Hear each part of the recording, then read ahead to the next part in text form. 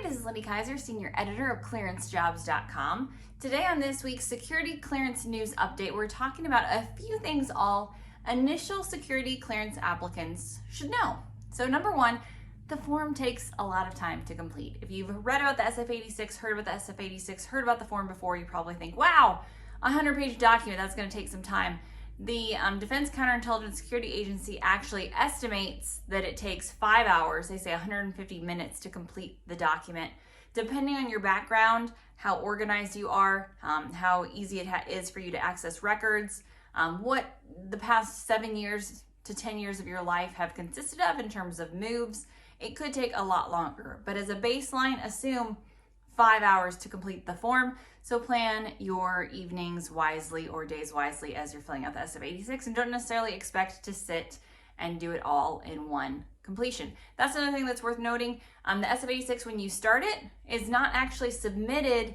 Nothing will start on it until you're completed. So if you think, oh, I'll just go back over the course of a few weeks and input this data, know that that's going to be delaying the time that it takes to get your clearance processed. So you as an applicant don't have much control over the process. The one thing you do have control over is how well you fill out the form and how quickly you get it completed. So don't rush through it, don't provide inaccurate information, don't guess, but also as soon as you get the document, fill it out as quickly as you're able to do that and do it accurately.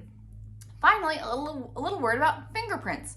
So they recently started actually saying that they're not going to submit or start a background investigation process until your fingerprints are into the system.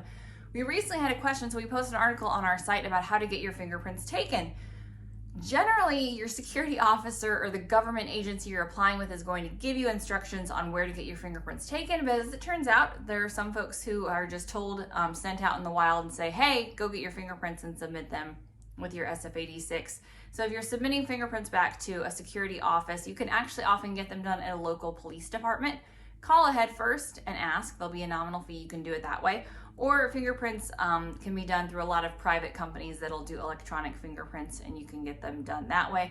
Make sure, obviously, fingerprints, you're providing data, make sure the company is legitimate before you reach out. And again, check out that article on the Clearance Jobs news site for more on how to get your fingerprints taken. So again, the form's going to take time.